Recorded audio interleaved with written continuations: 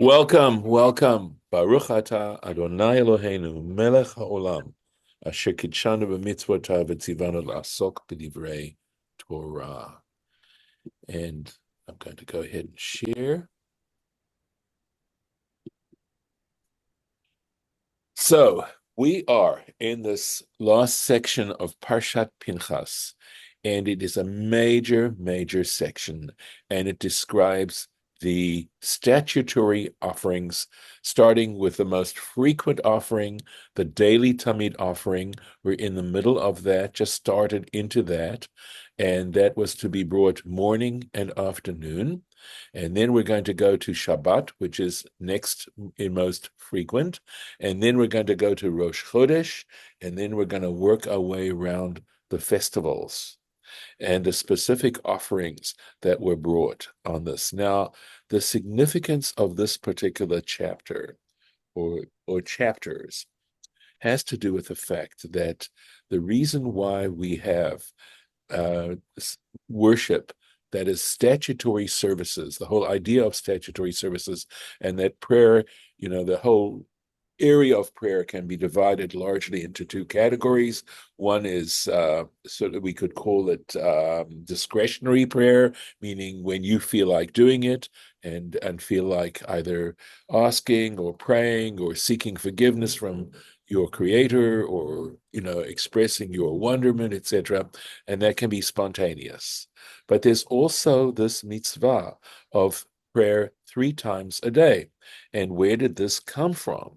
And it came based on this particular chapter that we're reading that speaks about the Tamid offering, the lamb in the morning and the lamb in the afternoon. So that's twice a day, and that would correspond. And there's the times of those statutory prayers, because there are specific times assigned to these prayers of morning and afternoon and nighttime. And I'll explain nighttime in a moment. And that is that they correspond to the times when these particular offerings were brought. When the Tamid offering was brought in the morning between certain times, the afternoon offering likewise, the Mincha offering. And then what about the evening offering? Well, this is interesting because, of course, according to this particular chapter, we'd only have Shacharit and Mincha services. So where did Ma'ariv step in? So I think that I'll give you actually two reasons. One is that there is a sense of connecting these particular offerings to, or these services, to the three patriarchs. That is, Shacharit corresponds to Abraham, Mincha corresponds to Isaac, and Ma'ariv, the times for Ma'ariv, which is from basically nightfall until break of day, is or dawn perhaps. I'm just trying to think. Maybe it is daybreak. That is before the sun comes up and the light starts to appear over that eastern horizon, corresponds to Jacob. And the reason is that we have verses in Genesis that basically identify each one. It talks about Abraham getting up early in the morning. It talks about Jacob when when Rebecca was coming back from Haran, and that he was lasuach pasadeh in the towards the cool of the day, and so that's the afternoon. And of course, we know the famous story about Jacob coming upon Bethel at night, and his vision of God at that particular time. So there was this wanting to connect the patriarchs to this as well, and it is quite significant. And what's important is to realize that the patriarchs actually represent more than personalities or individuals. The importance of the patriarchs, I think, is less in their sort of historical biographies, etc., and has more to do with other issues. So, for example, Abraham is associated with chesed, with kindness, and Isaac is associated with din, with justice, and Jacob is associated with rachamim. So that we have these three major pillars of existence that are represented. And it's not about the fact that they were men or anything like that. It has more to do with what they represent. And again, if one looks at the Torah more from a literary point of view than a biographical, historical point of view, which, by the way, is more of a Greek kind of category than necessarily a Hebrew category, I think we get a different kind of idea about this whole thing about Abraham, Isaac, and Jacob and what they represent. But I think it's terribly important. And what I'm sharing with you is all there in the tradition to understand them in that kind of sense. And also the fact that we all, every single human being, is capable of becoming, in a way, a manifestation of the divine presence through their behavior, right? If we start to try to contemplate divine unity in a very rigorous kind of way, we recognize that we ourselves can become conduits for that divine spirit. And the way in which these three patriarchs were conduits is, I think, what's being emphasized here. Judith, please. So if each patriarch is a quality, so what is Shacharit, Mincha, and Ma'ariv? What's the quality of each of those? That's a lovely question. Okay, very good. So on al regel achat, right, on one foot, my answer would be that getting up in the morning, being able to wake up every day, is an essential act of kindness on the part of the divine to us. That to get up in the morning and fill yourself with a sense of gratitude and thankfulness for the fact that you were able to get a night's sleep and wake up in the morning and get up for it for another day is something that you want to sort of keep as a theme in the back of your mind as you go through this. Then in the course of the day, the idea of acting in a just manner, right? And also my sense of accepting God as just means that when we, especially if we experience adversity, to see it basically as an opportunity to learn, that to hold tight to the notion of divine justice and not to have the why me kind of thing, unless you're asking that why me question in a sincere and non-complaining way of saying, let me look into my life, let me examine my life and see to what extent I deserve, if I may use such an expression, right? That, or better yet, I would say, have something to learn from all this adversity that I may be facing. And what do I need to change? So that happens in the course of the day. And then finally, with Jacob, the idea of putting yourself into God's hands, right?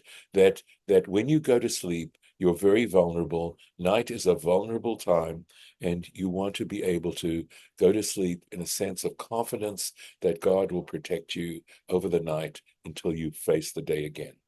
So I think that those are the dynamics that are involved in seeing it in the light of the patriarchs. Now, so we have this dialectic, I would call it, between understanding the reason for the statutory prayers as being based on this particular chapter that we're reading, which I think is very, very significant, and also the idea of having the patriarchs and the themes that the patriarchs represent as being something that generates our prayers and our lives, right? So how do we deal with it? So it's very interesting that Ma'ariv for a long time was considered non-obligatory. In other words, there is this sort of sense of privilege in being able to pray, that here we are, these mortals that take up very little space, that we're in a sense, sub-microscopic when it comes to comparing our own lives to the divine creator. And here we are able to reach out and find and have the privilege of being able to pray to God. That it's actually a huge, huge privilege. And so there's this, as I said, there's also that particular dialectic that on the one hand, it's not obligatory. Nighttime was not obligatory. But on the other hand, if you want to do it, you could do it. You're given that privilege of being able to pray at night and daven Ma'ariv if you should choose. We also have the idea of the Shema, right, which also sets a time for stating that prayer, those paragraphs two of which are found in Deuteronomy and one in Numbers, and that we're supposed to mention these morning and night. So now we have that particular dynamic, and it's possible that in its purest form, you would, and by the way, the fact that we have the Shema and the Amidah, and I've skipped something here, because I really need to back up and say that what corresponds in our statutory prayer to these particular offerings has to do with that part of the service that we call the Amidah, the silent devotion, where in that moment we are, in a sense, coming before God and offering ourselves to God through our prayer at that moment. So the morning service, and it consists of the Shema because of that particular mitzvah, which is a different mitzvah, right? That's to the mitzvah of saying the Shema, reciting the Shema, and the Amidah, which corresponds to the morning Tamid offering. That's the morning service. The afternoon service only corresponds to the afternoon Tamid, that afternoon offering of the lamb that was brought. There is no Shema in the Mincha service because there's no commandment to say the Shema at Mincha. And the Ma'ariv service, right, consists of the Shema and the Amidah. And of course, that's in response to the biblical commandment of reciting these words morning and night. And then the Amidah, the silent devotion that is said then, right, is again part of that response to the rabbinic interpretation of these passages and the idea of Abraham, Isaac, and Jacob being part of all of this. So so I need to explain one more thing. So the recitation of the Shema is a biblical commandment. Reciting the Shema morning and evening is a biblical commandment. Reciting the Amidah is not a biblical commandment. It is a rabbinic commandment. It was the rabbis who interpreted these verses, and especially after the destruction of the temple, felt the ability and the desire to somehow reflect that originally biblical commandment of bringing the lamb in the morning and the lamb in the evening and the other additional offerings that are mentioned in this chapter. And on the other hand, it being impossible to do because the temple had been destroyed, and it was clear that the only place where this could be done was in the temple, where these sacrifices could actually be made, and to replace them with this. Now, this takes me to another point here. How did that happen? How did that transition happen? And I know I've mentioned this before, but I'm going to repeat it now. And that is that when the temple existed, of course, there were communities that were a distance from the temple and who felt in some ways separated from something terribly important that was going on in the life of the Jewish people at that time. And what they would do, and I believe this, I don't know that there's necessarily any sources that state this specifically, but the understanding is that they would send representatives from the community to go to the temple and observe the sacrifices when they were being offered. And that, of course, now was a physical kind of connection to the community that they represented. Now, along with that, because they knew at what time these offerings were being brought, they would gather in the community, back in the community, and offer up prayers at the same time. And we believe that that is the origin of our statutory prayers. So that when the temple was destroyed, we already had a practice of reciting probably Psalms, okay, and quite possibly the Shema.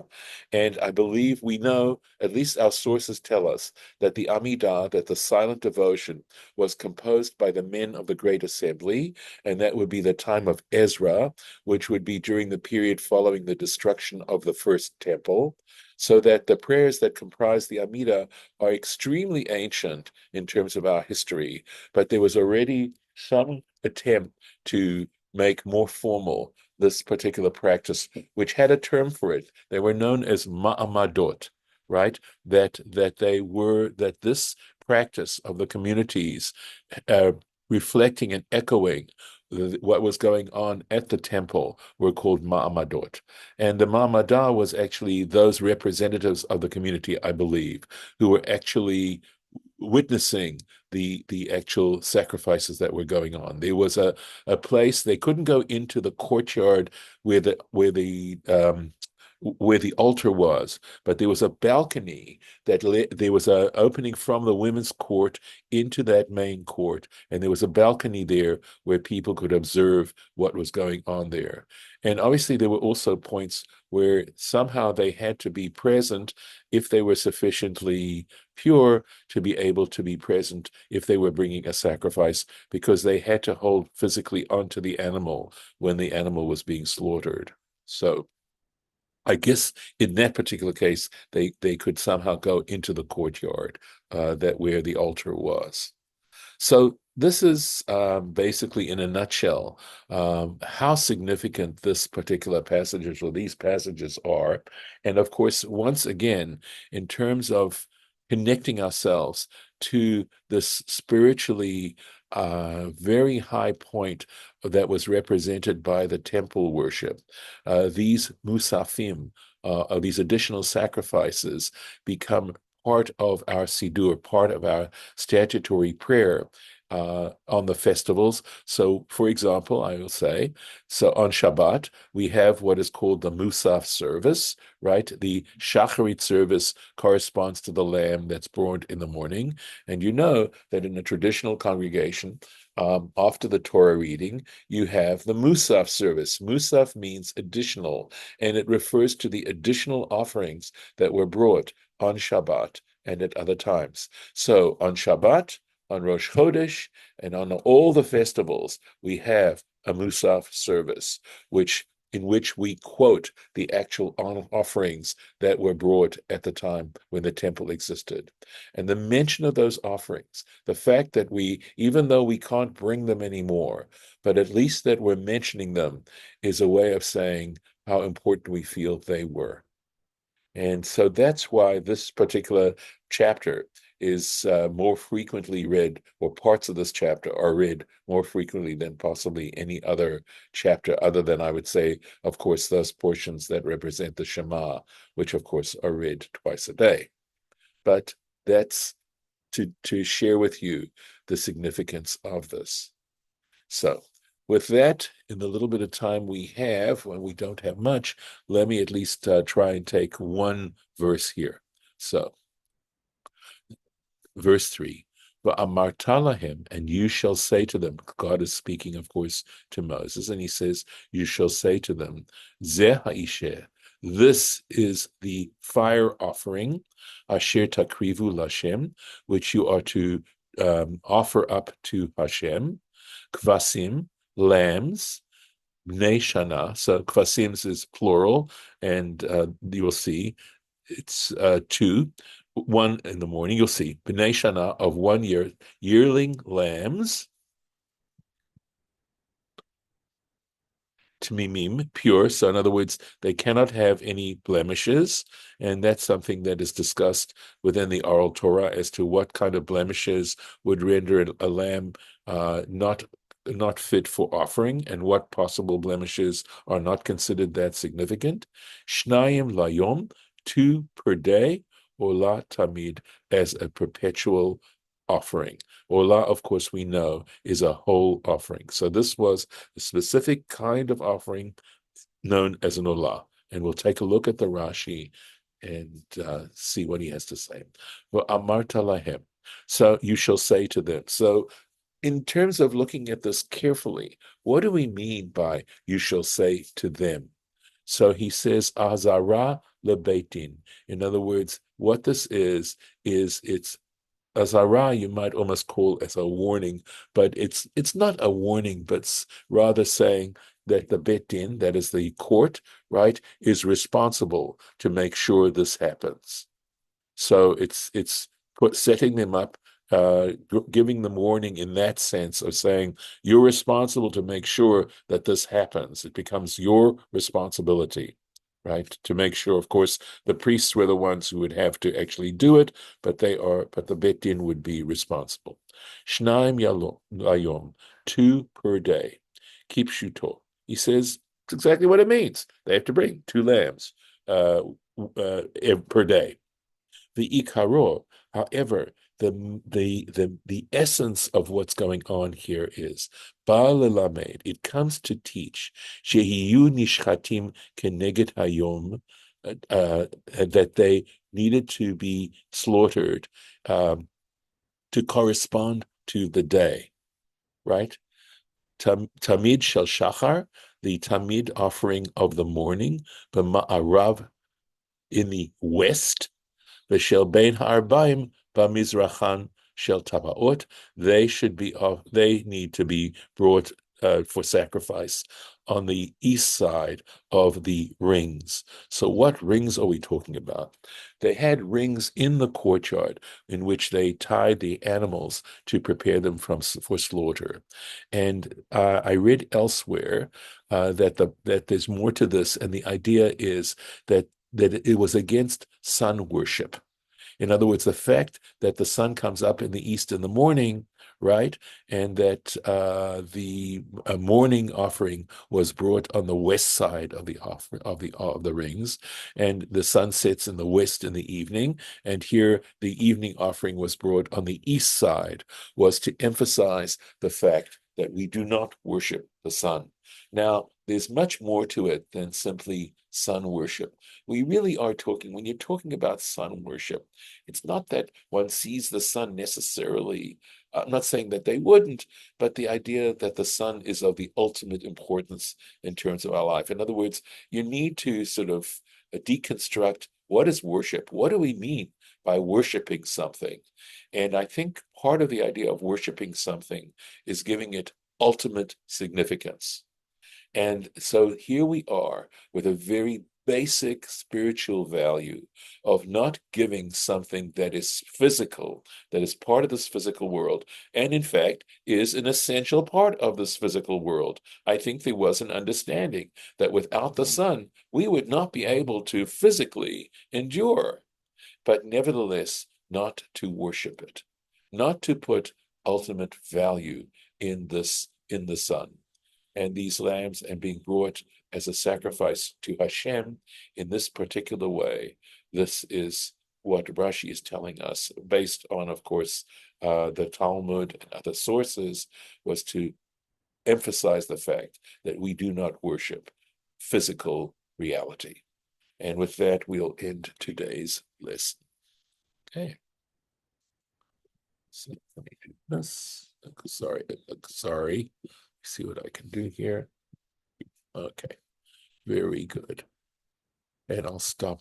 Unless somebody would like to say something for the record, I will stop the share and stop the recording.